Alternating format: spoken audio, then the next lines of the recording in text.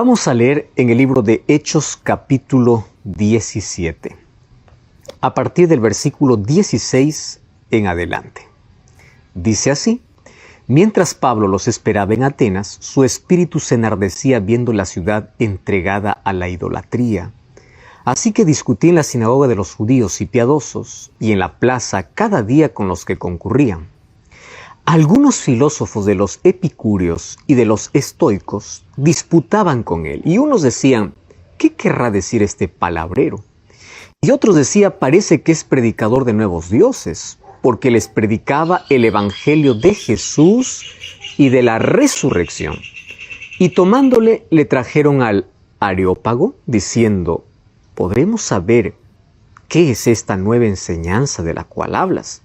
Pues traes a nuestros oídos cosas extrañas. Queremos pues saber qué quiere decir esto, porque los atenienses y los extranjeros residentes allí en ninguna otra cosa se interesaban, sino siempre en oír algo nuevo. Entonces Pablo, puesto en pie en medio del Areópago, dijo: varones atenienses, en todo observo que ustedes sois muy religiosos, porque pasando y mirando vuestros santuarios, hallé un altar en el cual estaba esta inscripción: al Dios no conocido, al cual vosotros adoráis, pues sin conocerles es este a quien yo os anuncio.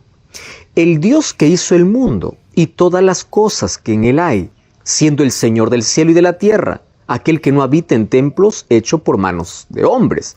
No es honrado por manos de hombres como si necesitase algo, pues Él es quien da a todos vida, aliento y todas estas cosas. Y de una sangre ha hecho todo el linaje de los hombres para que habiten sobre toda la faz de la tierra. Y les ha prefijado el orden de los tiempos y los límites de su habitación, para que busquen a Dios y si en alguna manera palpando puedan hallarle, aunque ciertamente no está lejos de cada uno de nosotros, porque en Él vivimos y nos movemos y somos, como algunos de vuestros propios poetas han dicho, porque linaje suyo somos. Siendo pues linaje de Dios, no debemos pensar que la divinidad sea semejante a oro, plata, piedra, escultura o arte de imaginación de hombres. Pero Dios, habiendo pasado por alto los tiempos de ignorancia, ahora manda a todos los hombres en todo lugar que se arrepientan, por cuanto ha establecido un día en el cual juzgará al mundo con justicia por aquel varón a quien designó, dando fe a todos con haberle levantado de los muertos. Pero cuando oyeron lo de la resurrección de los muertos, unos se burlaban y otros decían: ya te oiremos acerca de esto otra vez. Así salió Pablo de en medio de ellos, mas algunos creyeron juntándose con él, entre los cuales estaba Dionisio, el Areopagita, una mujer llamada Dámaris, y otros también con ellos. Es interesante analizar esta historia. Sabes que antes de que Pablo esté en Atenas, Pablo estuvo en Berea, y ya vimos que en Berea fue muy bien recibido. El resultado fue excelente, porque muchos judíos y griegos creyeron. Hombres y mujeres distinguidas aceptaron el cristianismo. Ahora, pero esta buena noticia, aunque demoró algunos meses, llegó a Tesalónica.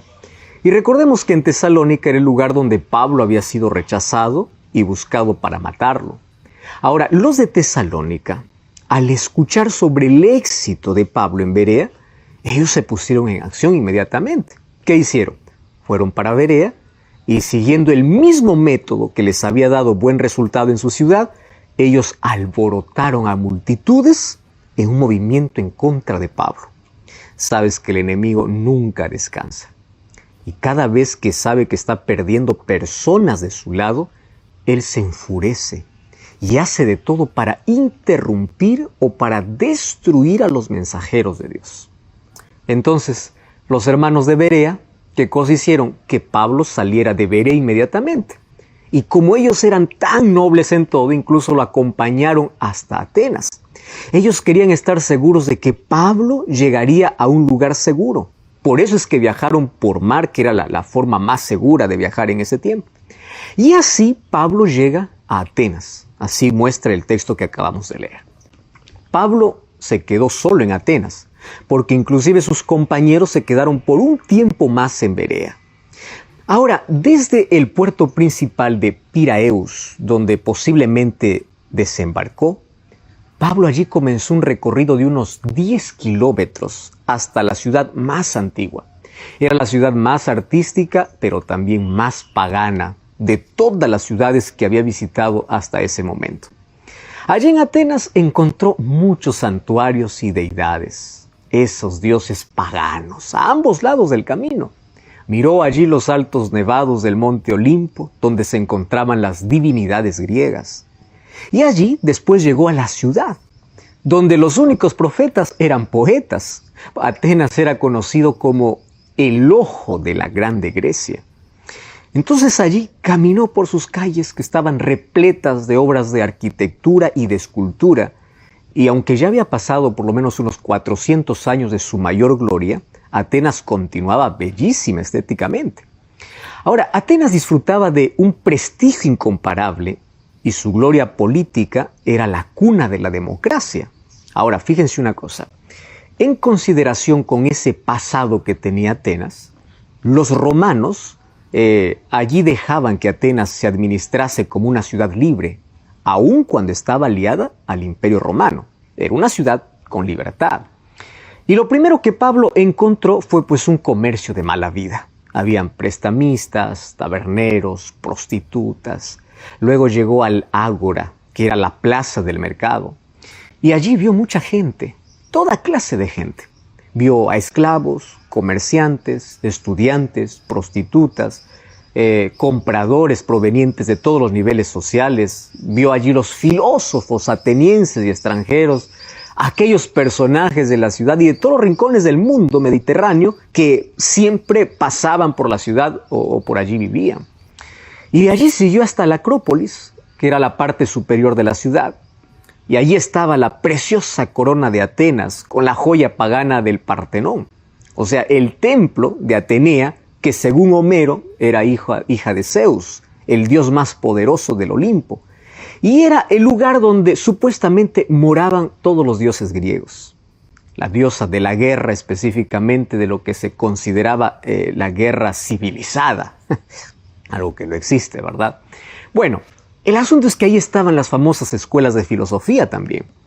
En los siglos 5 y 4 a.C., ellos fueron líderes en filosofía, porque en Atenas nació Sócrates, nació Platón. Allí vivieron Aristóteles y Pitágoras. Para el tiempo de Pablo, Atenas no era la misma. La filosofía ya se había degenerado en sofismas. La poesía solamente se había degenerado a versos. El legado de Aristóteles fue despreciado y fue desperdiciado por hombres mediocres. Pablo no encontró a nadie de la estatura de Platón o Aristóteles. Pablo apenas escuchaba la repetición de los dichos de aquellos grandes filósofos. Y las escuelas de filosofía, cuyo origen se remontaban a los días de Platón y Aristóteles, ahora estaban manejados por tres grupos: por los estoicos, por los epicúreos y por los cínicos. Los estoicos tenían el objetivo de vivir en armonía con la naturaleza, dando énfasis siempre a la razón humana, a la autosuficiencia individual. Ellos amaban todo lo que produjera tranquilidad de la mente y seguridad moral. En cambio, los epicúreos, ellos defendían el placer como el principal objetivo de la vida. Placer para ellos era una vida tranquila, libre de dolor, libre de temor, incluso sin miedo a la muerte. También estaban los cínicos, que buscaban un retorno a la vida natural.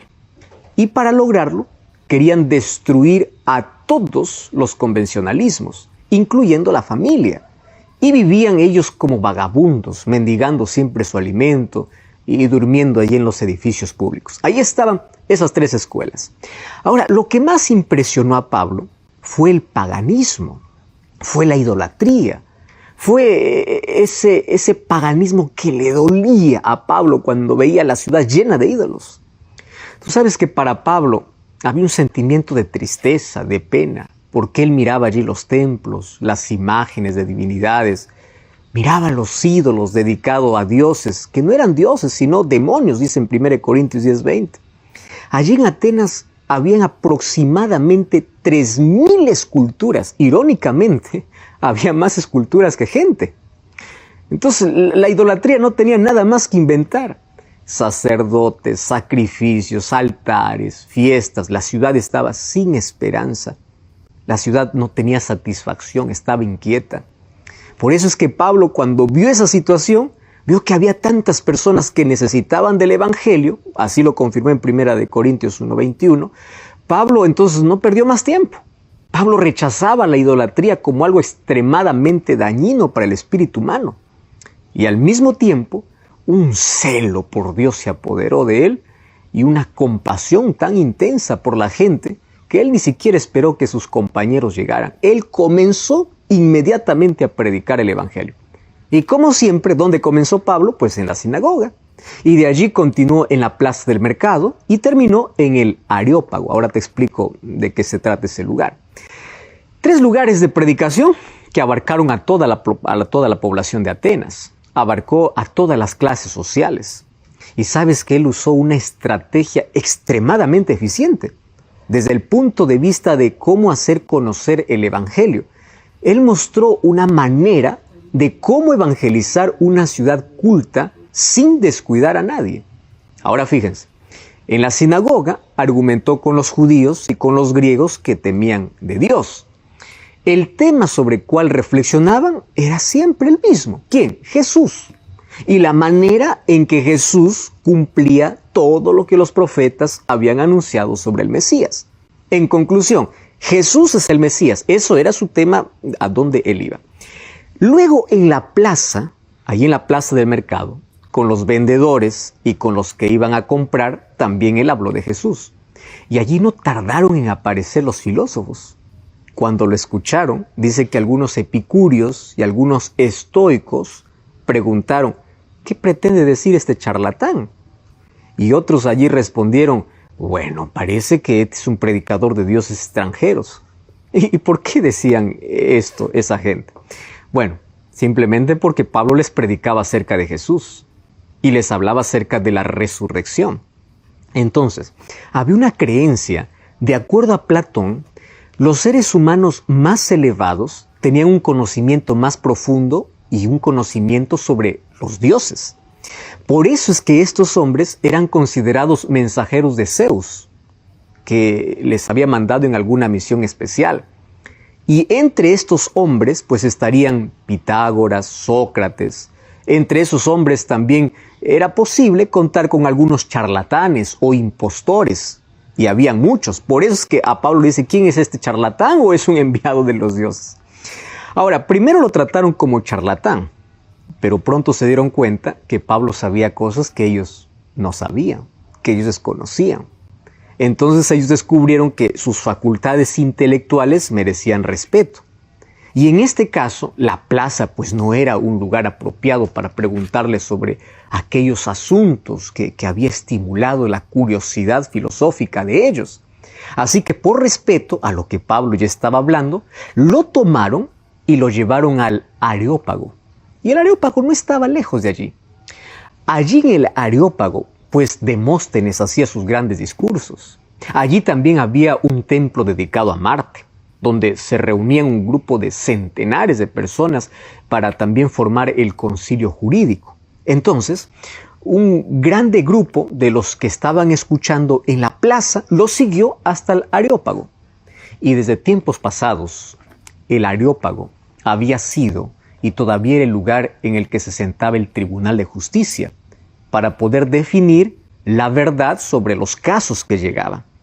Pero en este caso, Pablo no fue llevado para enfrentar un juicio. Pablo fue llevado para que pueda exponer las enseñanzas sobre Jesús.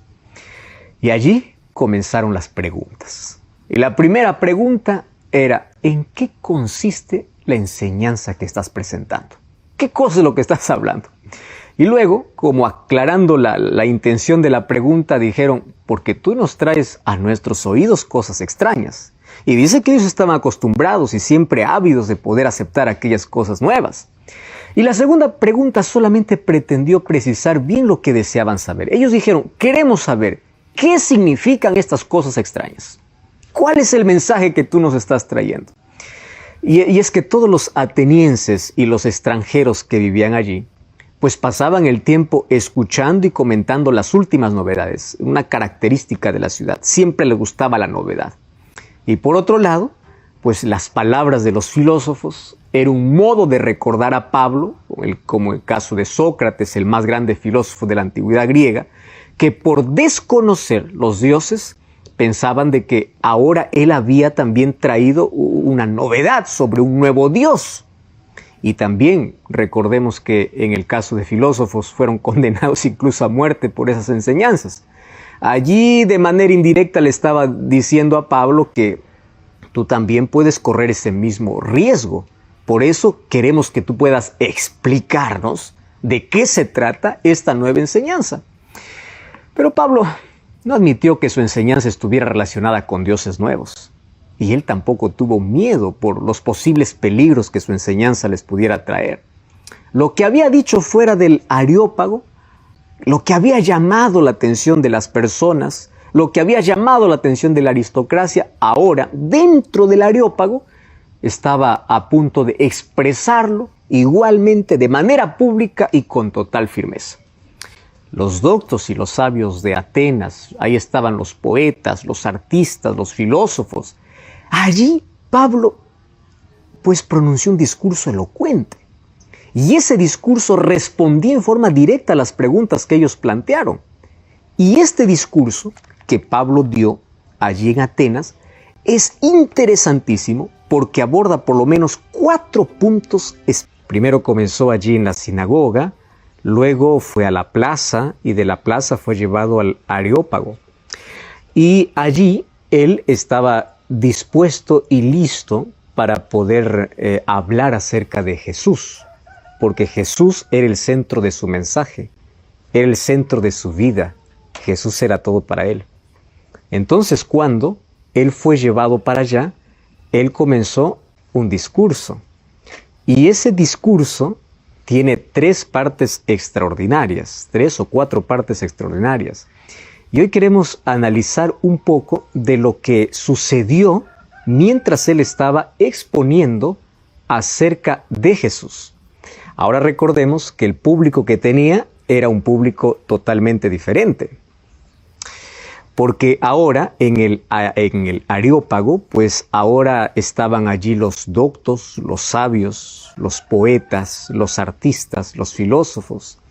Y aunque su discurso fue muy elocuente y respondía de manera directa a las preguntas planteadas, él muestra a Jesús.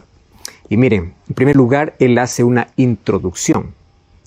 Y él comienza con un grande elogio.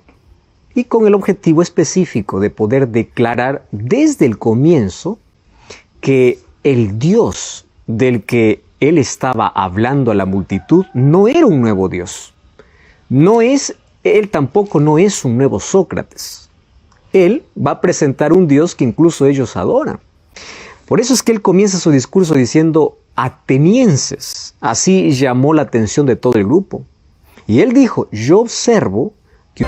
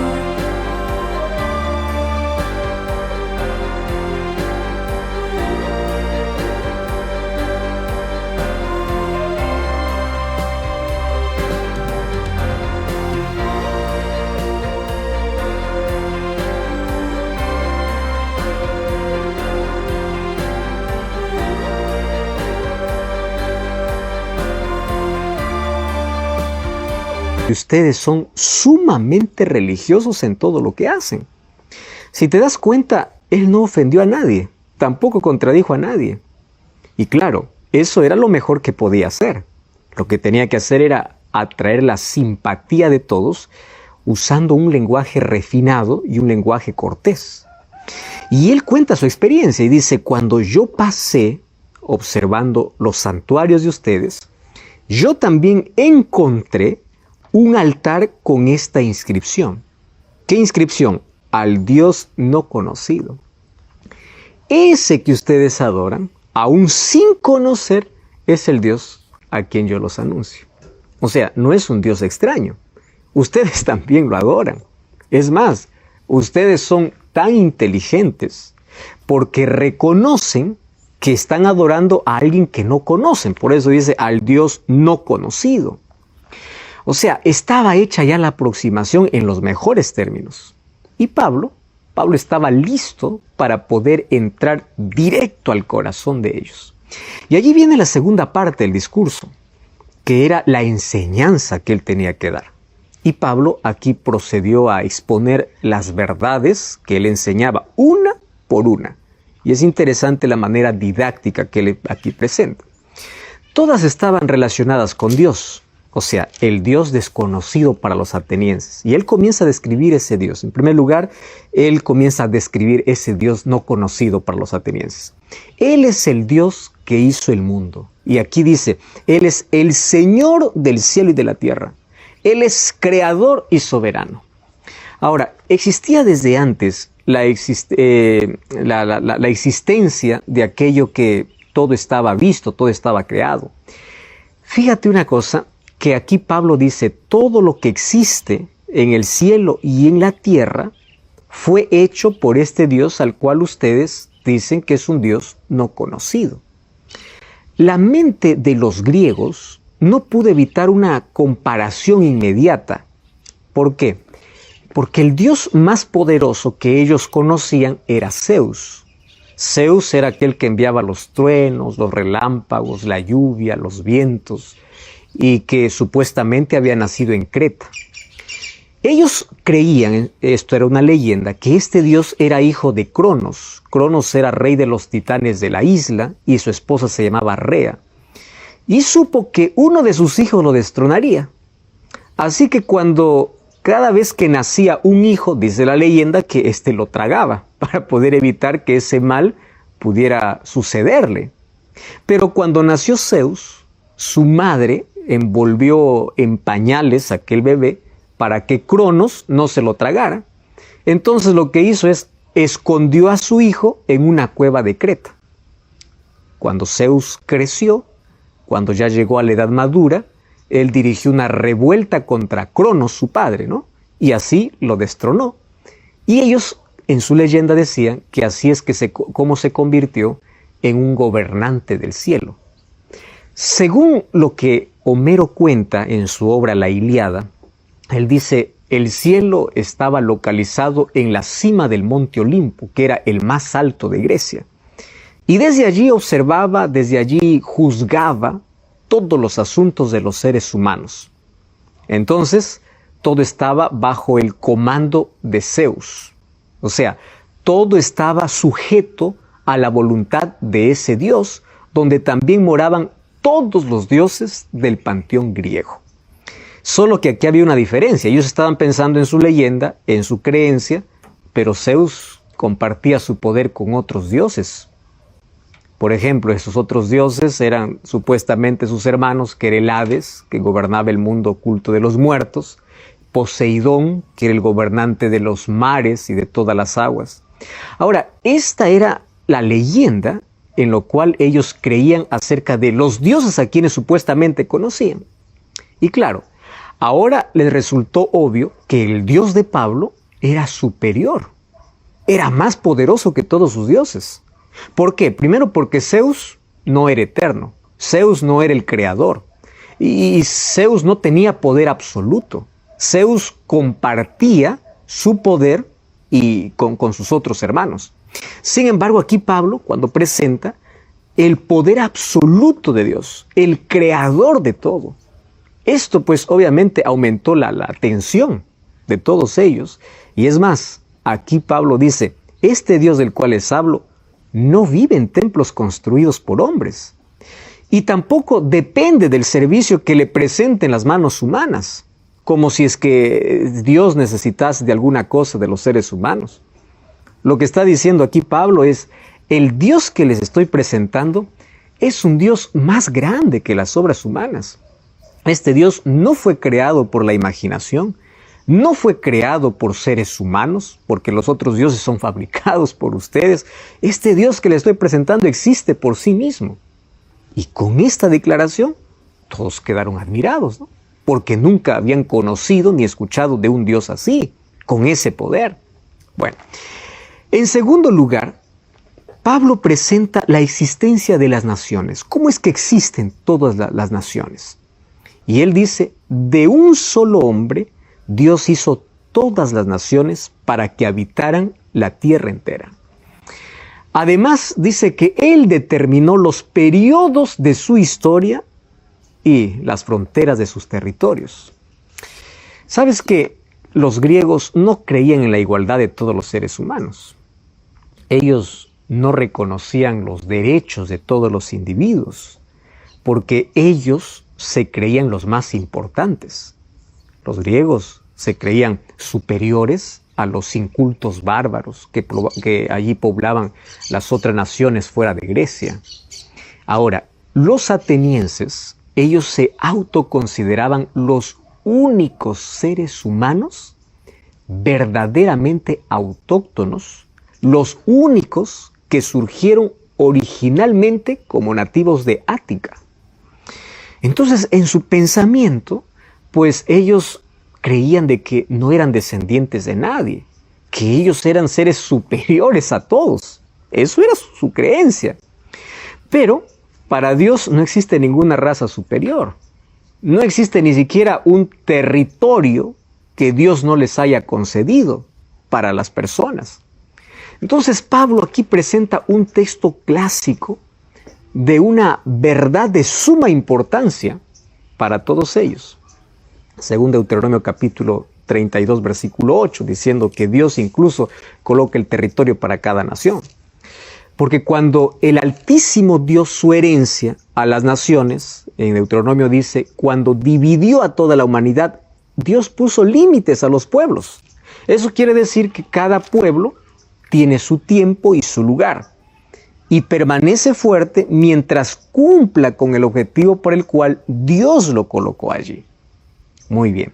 Con esto, obviamente, su curiosidad aumentaba, pero ahora viene la tercera parte del discurso. Dice, ¿cuál es el propósito que Dios tiene para los pueblos? Si Dios los colocó con un propósito, entonces, ¿cuál es el propósito? Y allí Pablo dice, para que busquen a Dios y para que, aunque sea a tientas, lo encuentren. Luego Pablo, de manera inteligente, citó dos frases de los poetas griegos. Y él dice, en Él vivimos, nos movemos y somos. ¿Sabes que esta frase era el último verso de un poema de Epiménides de Creta, que escribió en el año 600 a.C., y más o menos el verso dice así, ellos fabrican tu tumba, oh santo o altísimo Dios. Los cretenses siempre mentirosos, decía en el poema, son glotones y ociosos, pero tú no estás muerto. Tú vives y tú permaneces para siempre, porque en ti vivimos, en ti nos movemos y en ti somos. Cuando Pablo menciona esa última expresión, al mencionar esto, pues despertó más la curiosidad de sus oyentes. Y luego Pablo agregó, de Él somos descendientes, hablando acerca de Dios. Y luego citó a Aratus de Cilicia, que vivió en el año 310 a.C., y el quinto verso de su poema, que se llamaba Fainomena, que era dedicado a Zeus, también lo citó aquí. La pregunta es, ¿acaso quería Pablo igualar a Zeus, a Dios a Zeus? ¿O a quién estaban dirigidos estos poemas, verdad? ¿Acaso quería hacer esa comparación? No se trata de eso. Todo lo que pretendía era recuperar algunas pequeñas perlas que estaban dispersas en la literatura humana acerca del verdadero Dios y las usó para darlo a conocer al Dios verdadero. Ellos habían dirigido esos versos a un Dios falso, pero ahora Pablo tomó esos versos para decir, está hablando del Dios verdadero. Y finalmente, aquí dice que Dios es espiritual. Número 4, ¿no? Dios no puede ser representado por objetos materiales. Por lo tanto, dice, si nosotros somos descendientes de Dios, no debemos pensar que la deidad pues sea semejante al oro, a la plata, a la piedra, a la escultura creada por la destreza y la imaginación de los seres humanos. De ninguna manera. Ahora, si existe alguna escultura, pues la única escultura apropiada de Dios es el ser humano mismo, porque Dios creó al ser humano a su propia imagen. Entonces, una persona viva, una persona con sus capacidades espirituales, una persona con su capacidad mental, con su capacidad física, todas estas integradas en una unidad, es sellada, no desmontable, puede ser la imagen o la escultura que Dios creó. Sin embargo,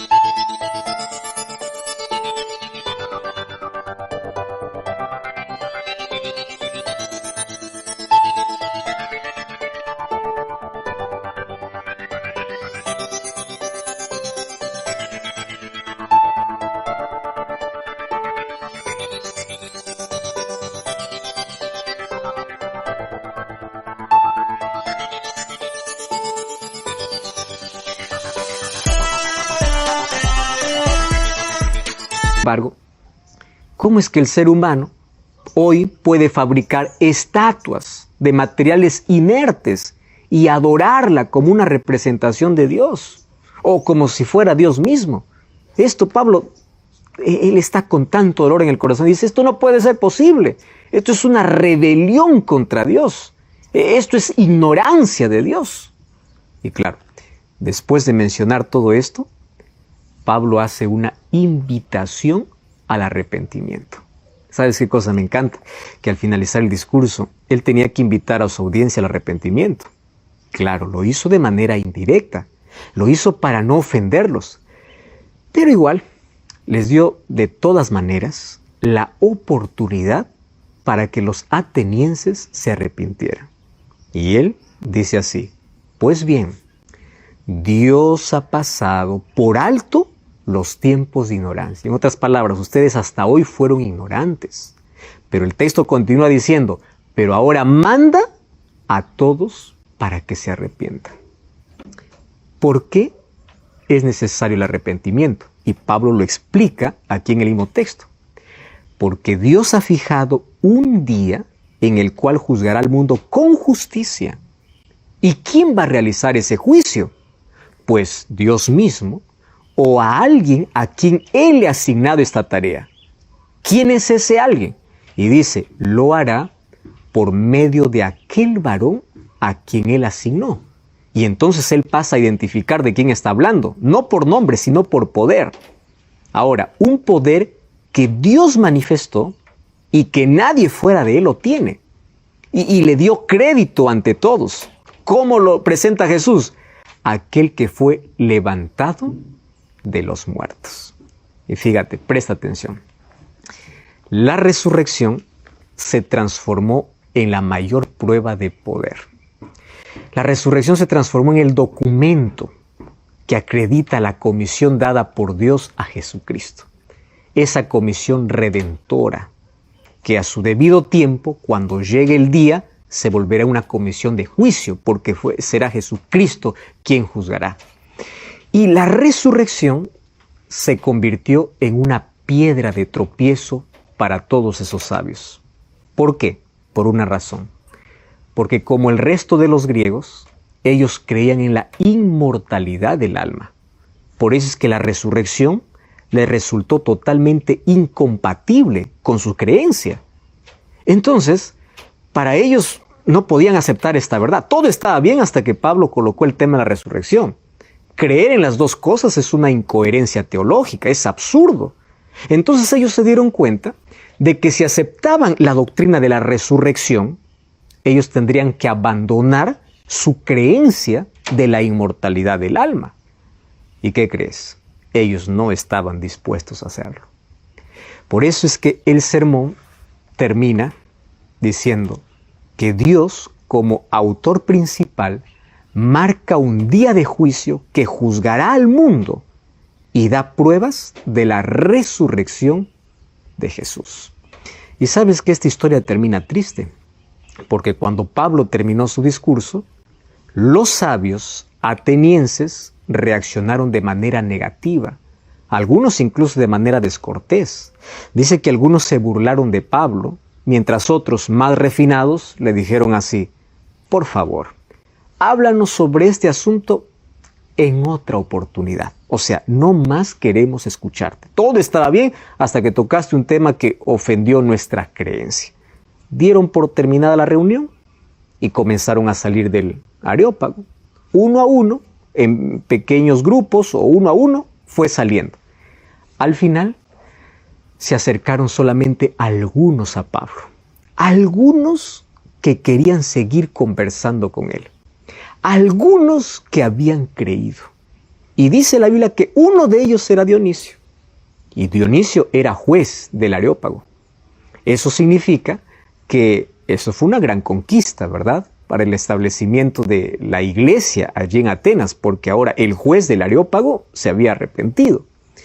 Según menciona Eusebio de Cesarea, que fue un famoso historiador del siglo IV después de Cristo, Dionisio llegó a ser el primer obispo de Atenas, el primer líder cristiano de Atenas. Y la segunda persona mencionada era una mujer llamada Dámaris. Entonces, lo más probable es que esta haya sido una mujer de la aristocracia, que ella ya había escuchado de Pablo allí en la plaza, y que luego también entró allí al Areópago con toda la multitud de personas que fueron para poder escuchar el discurso de Pablo y que acompañaron a Pablo desde la plaza hasta ese lugar, allí cuando los filósofos lo invitaron a debatir. Bueno, el asunto aquí está claro. Pablo presentó una verdad, pero una verdad que chocó con sus creencias. Y cuando entraron en conflicto con sus creencias, ellos, en lugar de aferrarse a la verdad, prefirieron continuar en su ignorancia, continuar en su error. ¿Acaso esa historia no se repite también hoy? Tú puedes entender la verdad, pero si choca con una creencia tuya, cierras tus oídos y dices: no quiero más oír. ¿Cuántas oportunidades el ser humano se pierde, a veces por cerrar su mente, por no oír a las cosas que Dios tiene en su palabra? Y de esta invitación que Pablo hizo, nosotros podemos extraer valiosísimas lecciones para nuestra vida hoy.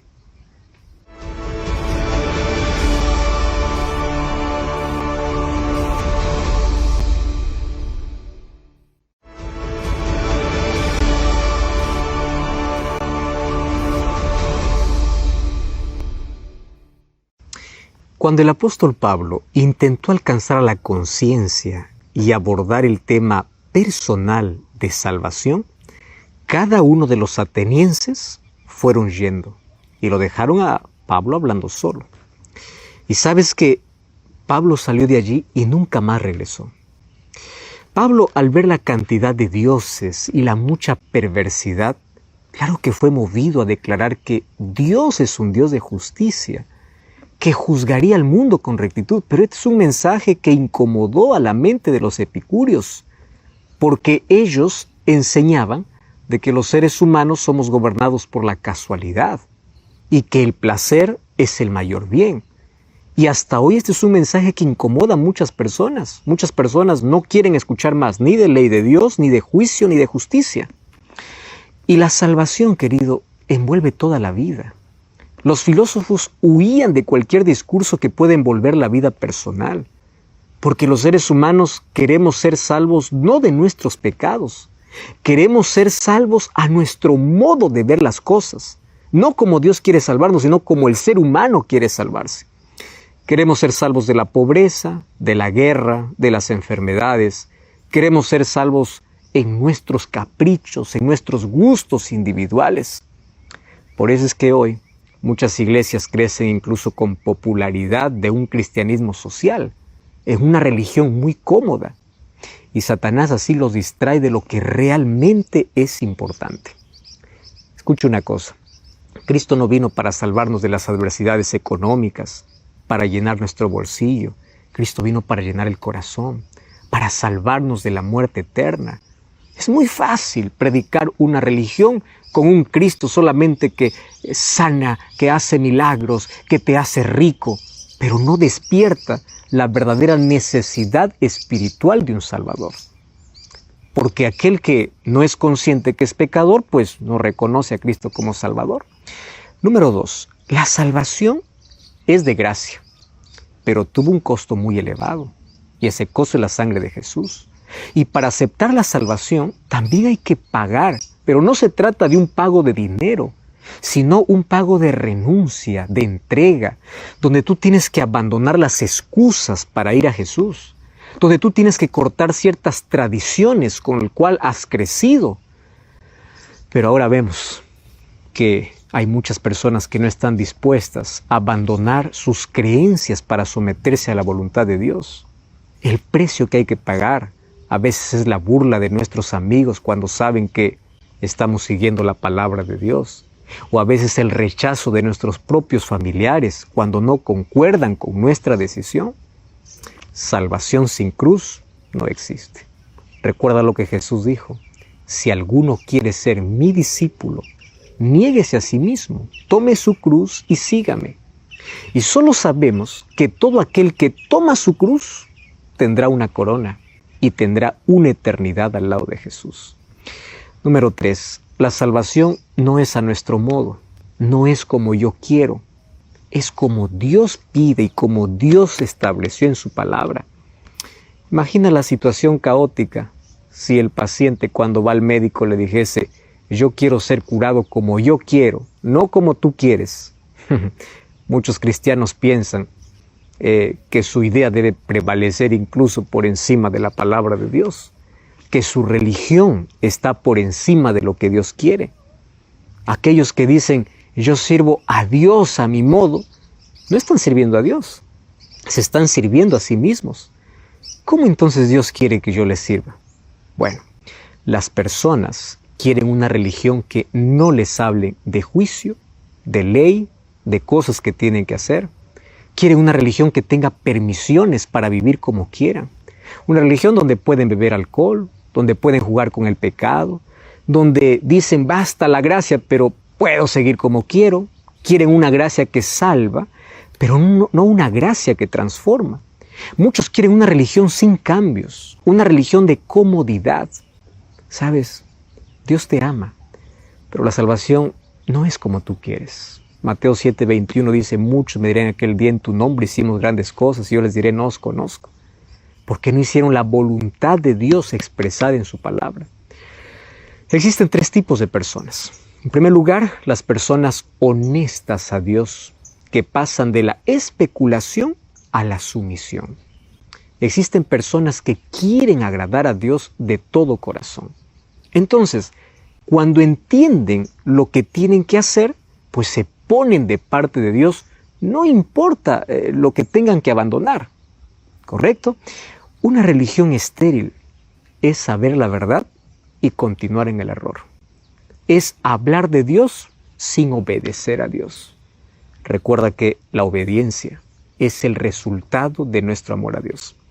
Hay un segundo grupo de personas receptivas, que ven a la religión como sumisión a la voluntad divina, que no buscan a Dios, buscan sus intereses personales. No están dispuestos a entregar sus intereses personales a Dios. Su oración, o de este grupo de personas, puede ser como la de Jesús, o contraria a ella, hágase tu voluntad, mientras que otros dicen, quiero hacer mi voluntad. Algunos simplemente usan a Dios y no quieren que Dios los use. Entonces, aquí Pablo dice que este grupo de personas pues siempre va a rechazar la verdad. Hay un tercer grupo de personas caprichosas, que por más que sepan lo que hay que hacer, nunca lo van a hacer. Siempre colocan una excusa. Están dispuestos siempre a aferrarse a sus tradiciones antes que a la Biblia. Prefieren su familia, sus amigos, su trabajo más que a Dios. Cierran su corazón a Dios.